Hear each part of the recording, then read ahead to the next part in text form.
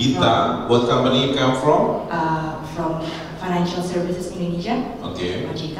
Based on your experience, which is more effective actually, a generalist or a specialist workforce. So as we may realize, the generalist worker is more adaptive in changing because they learn every skills in the organizations, while on the other hand they couldn't dive deep more or focus more into one skill or another skill. So based on your experience, which is way more effective. Thank you.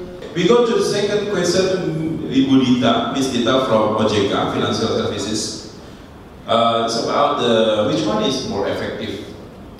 Pak Swasara and also Manish, which one is the generalist or the specialist? Okay. I think one simple answer is depends on the industry. If you look at consulting companies, they prefer it to be generalist because they can deploy their resources from one industry to another. But if you read World Economic Forum report, not only for this year but also last 2 years or 3 years, they are talking about skills, specialization, because that's where the money is. So if you really want to differentiate yourself in the market, specialization, which is extremely important for you to encash and beat your competition. So they're moving away from generalist to more specialization. And when you talk about specialization, you're really talking about deep skills. Pak also talked about gig.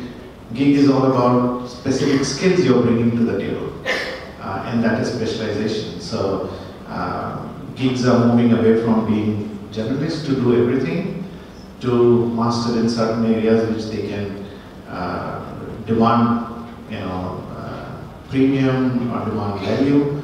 So most organizations are actually moving towards specialization.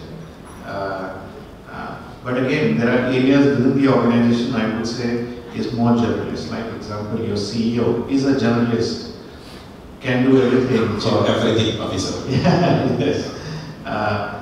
Similarly, C-suites, except barring few, are more generalist. But deep down in the organization, they are more specialists in skills oriented.